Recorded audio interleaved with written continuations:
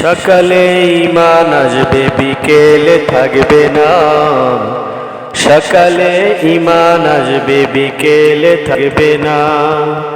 বিকেলে ঈমান আসবে সকালে থাকবে না। বিকেলে ঈমান আসবে সকালে থাকবে না। কিয়ামতের আগে দিয়ে এমনই তো হবে, আলেমগুলো টাকার কাছে বিক্রি হয়ে যাবে। কিয়ামতের আগে দিয়ে এমনই তো হবে, আলেমগুলো টাকার কাছে বিক্রি হয়ে যাবে। টাকার নেশায় বাজে বাজে কথা বলিবে, সমাজের নিরীহ মানুষ ঈমান হারাবে। সকালে ঈমান আসবে বিকেলে থাকবে না। সকালে ঈমান আসবে বিকেলে থাকবে না। সুদের টাকায় হঠাৎ করে বড় লোক হইবে, টাকার নেশায় নিজের ঈমান বিক্রি করিবে।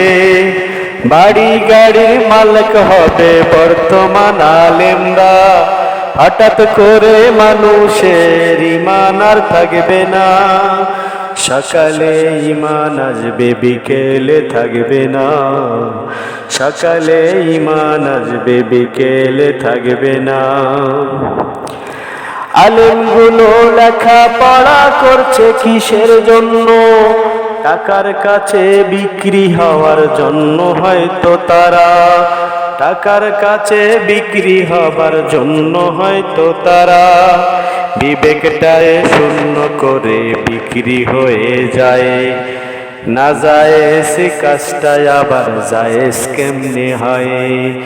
এভাবেই সমাজটারে নষ্ট করিবে, মানুষগুলো নানান ভাবে বিভক্তি হবে। কিয়ামতের আগ দিয়ে এমনই তো হবে, সকালে ঈমান আসবে বিকেলে থাকবে না। ঈমান থাকবে না।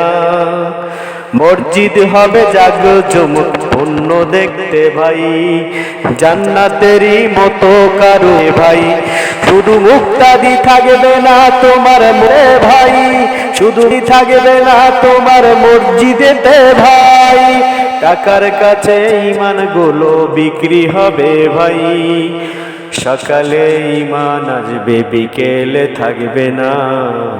সকালে ঈমান আসবে বিকেলে থাকবে না।